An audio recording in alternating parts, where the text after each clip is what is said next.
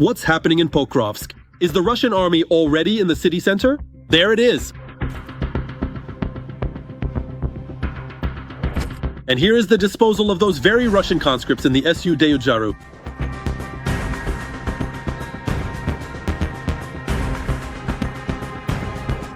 The collapse of Russian aviation, laser weapons, and the A-60 aircraft have been destroyed. This was possibly the only unit which was being prepared to replace the long-range radar detection aircraft, a 50. Putin's soldiers are fleeing the battlefield and deserting. All of Russia is burning. In Cheboksary, a strike hit a military factory.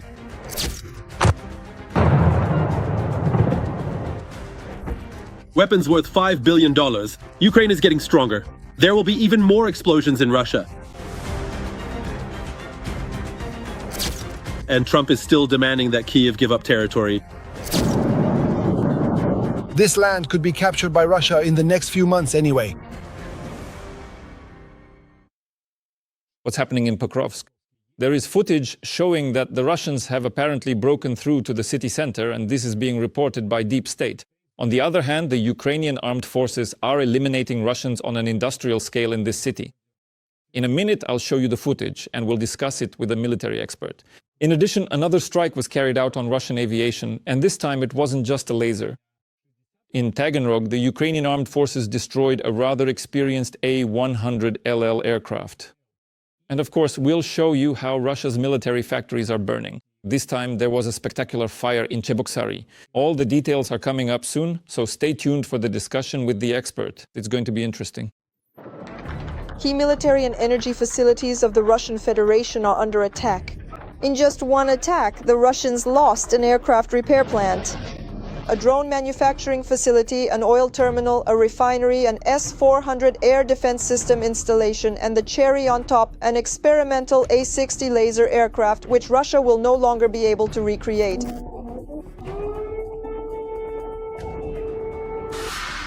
Residents of Taganrog witnessed this blaze. It was a very hot night there on Tuesday, especially in the area of the Beriev aircraft repair plant. The facility specializes in the development, serial production, modernization, and repair of amphibious aircraft and special-purpose aviation complexes, in particular the A-50 long-range airborne early warning and control aircraft. The aircraft plant also carries out major overhauls of Russian aviation aircraft and upgrades the Tu-95 MSM strategic missile-carrying bombers. Next to the facility is the main test base of the plant, the Taganrog Yuzhny military airfield. Rare examples of Russian aviation equipment are stored at this location. Yes, an airplane.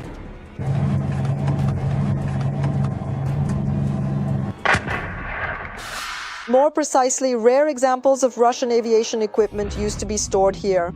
At the air base, an A-60 aircraft, also known as the Flying Laboratory, was hit.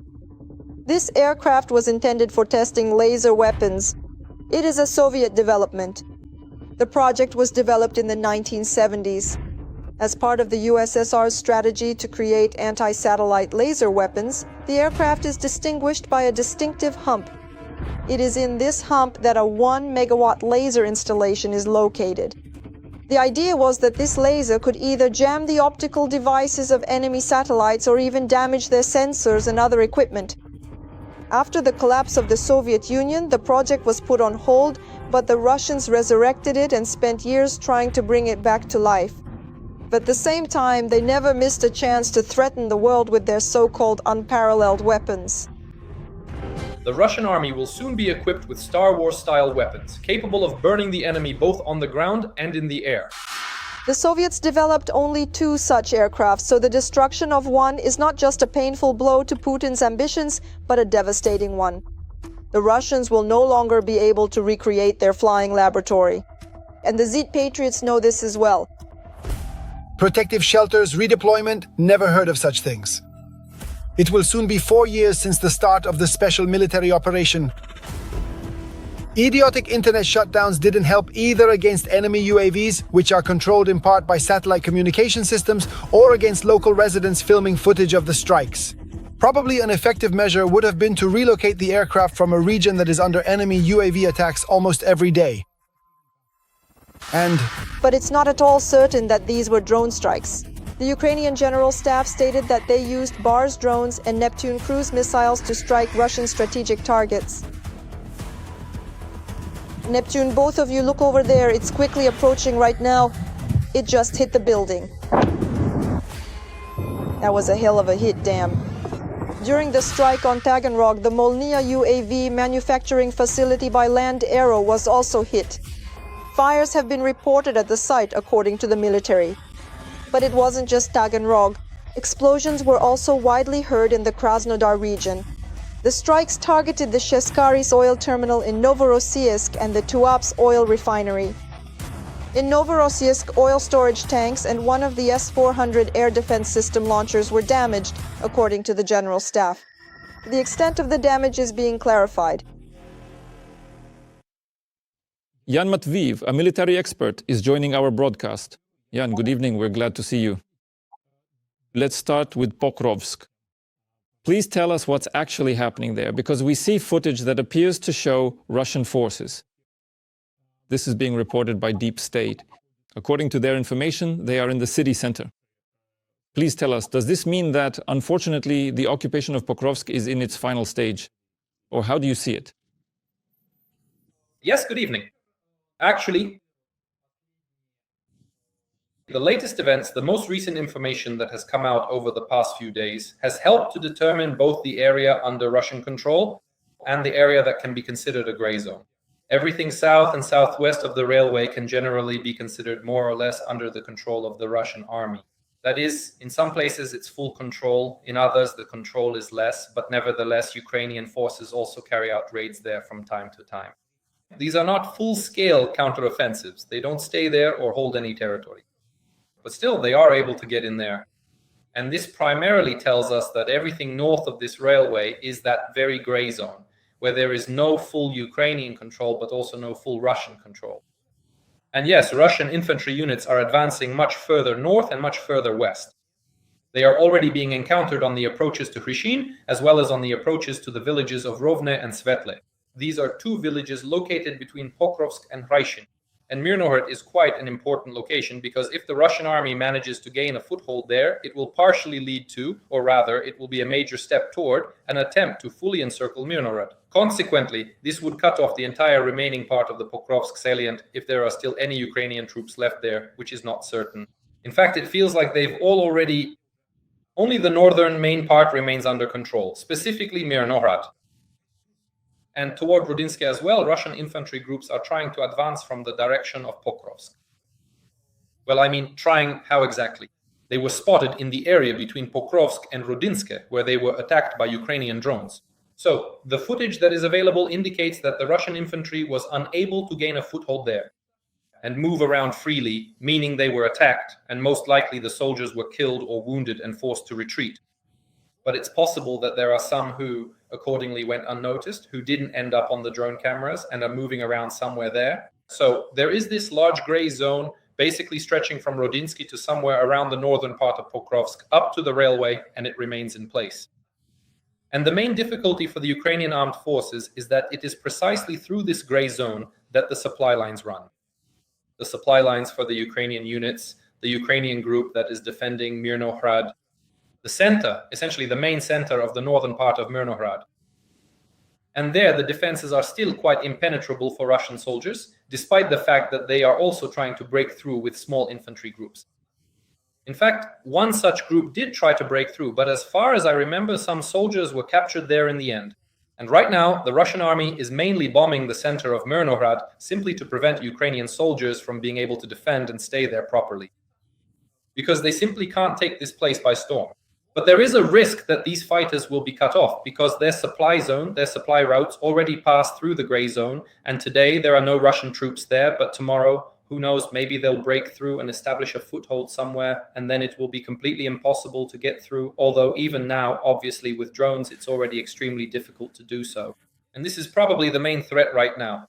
The threat to the logistics of Mirnohrad at the moment, because the Ukrainian armed forces have not yet been able to fully take Rodinske with all its outskirts and thus open up a corridor to Mirnohrad. I want to ask you about a certain military-political aspect because Trump has mentioned several times that the Russians will soon capture the entire Donetsk region anyway, and it seems like he doesn't really know the maps of this area at all. Nevertheless, this doesn't surprise anyone. And here the Ukrainian General Staff says that the enemy won't even be able to fully capture Pokrovsk before the new year. What do you think about any forecasts regarding further advances of the Russian army? Because right now everything comes down to Trump allegedly pressuring Ukraine to withdraw from the Donetsk region. You'll lose it anyway. At the same time, so far we don't see anything in the pace of events. That would correlate with the words of the American president. What does the situation actually look like in terms of the pace of the advance? In fact, we see that the pace of the advance has increased. This is actually typical for every autumn. And let's say last autumn, in terms of the pace of the Russian advance, was more difficult for the Ukrainian armed forces than this autumn.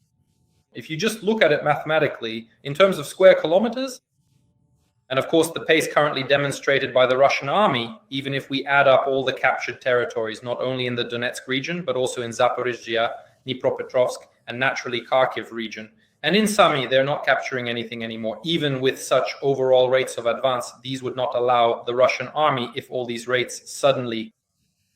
All of this captured territory would not be spread out along the entire front, but would suddenly be concentrated specifically in the Donetsk region. Even that would not allow, in just a few months, as Trump claims, to capture the Donetsk region. It would be more accurate to talk about a year or more. And that's not even taking into account the potentially very prolonged resistance of the Sloviansk-Kramatorsk agglomeration. Even in the event that it is blockaded, let's say there's a semicircle around it, and so on. It's a situation, let's say, similar to Pokrovsk, because Sloviansk, Kramatorsk, and all the surrounding area are much larger than Pokrovsk, and it would take much longer to storm all of that. We saw clearly how the Russian army tried to capture Pokrovsk, well, using a new tactic, you could say. That's how they managed to take Vuhledar, meaning without a direct assault on the city. But with Pokrovsk, it didn't work out. They tried, ran into the AFU's defenses, and had to storm it head-on. They had to send infantry into these endless, well, basically, yes, small local assaults, you could say. This constant infiltration, of course, comes with heavy losses. In fact, yes, this is a kind of modern version of a frontal assault, you could put it that way. And accordingly, if the same thing happens in Sloviansk-Kramatorsk, then just the assaults on these cities alone could take a year, maybe two. For the Russian army, just their gradual capture. Because, for example, you don't have to look only at Pokrovsk. Take Toretsk, for instance. The Russian army took a very long time to capture it. I can't say exactly how long, unfortunately, but it was about a year or so. You can check the DeepState map, for example, to see this. Chasiv Yar, yes, was declared captured, but in reality it still hasn't been taken. In fact, Ukrainian forces recently even carried out a small local counterattack there. It's the same with Kupiansk, the same with Vovchansk. Yes, even though the Russian army is now saying that, well, Kupiansk has already been declared captured, although that's not true. And with Vovchansk, they keep adding percentages all the time. It's the same story as with Kupiansk, but still, the duration of the process, the length of the fighting for these cities, I don't know, it's breaking all possible records because there haven't been such prolonged battles for settlements even during World War II, for example. All the great battles that went down in history, the defenses of cities that lasted a long time. But now, in fact, we see the Ukrainian armed forces defending cities even longer and more stubbornly. And that's why saying that Donetsk region will be captured quickly is only possible in cases where the Ukrainian army collapses, meaning it experiences such a severe shortage, primarily of manpower, and such serious destabilizing factors occur, I don't know, maybe some kind of soldier mutinies, complete command failures, total disorganization, loss of supply for some reason. If something like that happens, then of course, in that case, the situation, the terrain, and so on will no longer matter. Then naturally, the Russian army will simply be able to advance. But this was threatened last fall. It was threatened in the spring of this year and in the summer of this year as well. At the beginning of autumn, there was also talk that the Ukrainian armed forces were on their last legs, that everything was about to collapse, and the Russian army would simply move forward. But no, we see the same pressure as before. Here's an example with Pokrovsk. About a month ago, maybe a little less, Gerasimov said that Pokrovsk was encircled, that 31 Ukrainian battalions were surrounded there, and so on. What we've seen since then is that, yes, the Russian army controls a significant, You could even say a large part of Pokrovsk, but nevertheless, there is still no complete victory. And the AFU are finding the strength not just to hold on, not just to carry out some local counterattacks. They are even present in the Pokrovsk salient itself, in fact, holding on to Myronahrad. Although, when you look at the map, when you read all this, watch the videos, you realize just how risky it is. But since they are taking this risk, it means they believe it's an appropriate measure right now. In other words, this is how they assess their capabilities. And all of this indicates that they are not experiencing a critical drop in combat effectiveness. If they were, then they would have pulled out long ago. That is, in that case, any forces would need to be preserved and protected. In other words, at the first sign of any threat, everyone would need to be urgently withdrawn. For example, in the Zaporizhzhia region, on the Zaporizhzhia front, there was a local crisis, undoubtedly, which allowed Russian troops to approach Huliaipol rather quickly. What will happen next? We'll see. If the Ukrainian armed forces manage to stabilize the defense there, then essentially the Russian attacks will slow down. Yes, there are difficult situations on other parts of the front as well. There is already fighting for Siversk, and the Russian army is approaching Lyman. But again, all of this is a gradual advance by the Russian army with heavy losses and constant clashes. These aren't, let's say, breakthroughs where the front is empty and you can go wherever you want, just get in a car and drive forward. You won't encounter the enemy. No. Every time we see that, even if there is some local breakthrough, a local problem, maybe a Ukrainian unit can cope or even retreats, the integrity of the front is still maintained for now. And you can't deny that. You can't say it's not true. Well, let's at least look at the Sumy region if the Ukrainian armed forces had some kind of major problems, if they couldn't defend themselves properly at all. Of course, right now it's a secondary direction, meaning the Russian army isn't holding large forces there, and if they were, they'd become more active. But for example, everything there is completely blocked. Every voice matters. Join our community, support independent journalism and help us bring you the truth from Ukraine. Become a member of Ukraine Today. Join us now. All right, there's something else I want to ask you about. After all, the strikes on Taganrog were quite serious, and it's not just about the laser A60. There was also significant damage to the experienced 100 Alpha 100 Lima aircraft, which was used in Russia as a flying laboratory. According to the media, it was being used to develop a new long-range airborne early warning aircraft, and it was destroyed during the operation. We can also add the effective strike on Cheboksary to this list. That's 1,300 kilometers from the border with Ukraine. A factory producing navigation equipment, which supplies cruise and ballistic missiles, was hit. It was called Vinia Progress in Cheboksary. Could you please tell us, what do you think about the intensity of the strikes on Russian military targets? Is the Russian military-industrial complex really starting to feel more pain? Or for now, are these strikes being offset by the sheer number of these military enterprises and more? Well, undoubtedly, the Russian military-industrial complex is very large, but it's important to note that there are some very sensitive areas. And specifically, the plant in Cheboksary, we don't yet know how seriously it was damaged, but it produces cometa antennas. I'm not much of a specialist in radio engineering, but I read up and rely on those who know the field. And this cometa has been mentioned since around 2023. And it's used not only in drones, in Shaheds, I think it was used as well, but also, for example, in UMPK systems, the very ones that turn regular aerial bombs into glide bombs, which simply fly far and allow them to be launched from a great distance, from a range safe from air defenses by Russian aircraft. So this is a very, very important component, and if its production is disrupted, there will be major problems as a result. If you try to fly without it, everything will just get jammed by electronic warfare.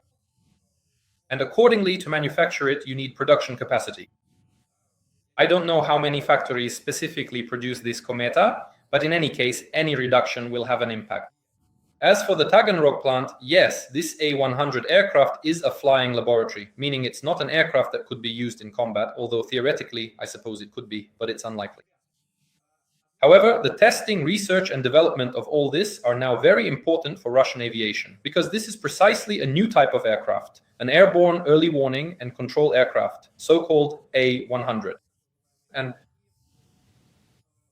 we know that recently the Russian army, the Russian aerospace forces have lost at least 2 such aircraft, and possibly several more have been damaged.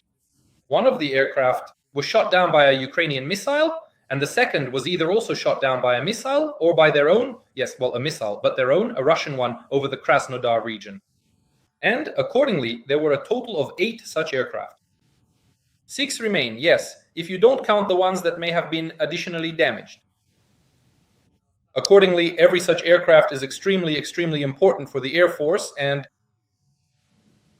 there is actually nowhere else for the Russian military to get more of them. And so, the development of a new aircraft like this, well, obviously it's still based on the same IL-76, but the IL-76 is a good platform, it's a proven aircraft, quite convenient, easy to produce and repair. But it's specifically the internal components, the antenna, all the electronics that are all new, and these were very, very much needed by the Russian aerospace forces. So to what extent will work now come to a halt? Well, we don't know. Of course, some Z channels are writing that this is all nonsense, that the aircraft wasn't needed at all. But what else could they write, right? Well, obviously. Let's hope that these losses will be significant for the Russian army. What else is there to say? Thank you very much. Jan Matviv, military analyst, was on the air with Ukraine Today. All the best to you. Goodbye. Goodbye.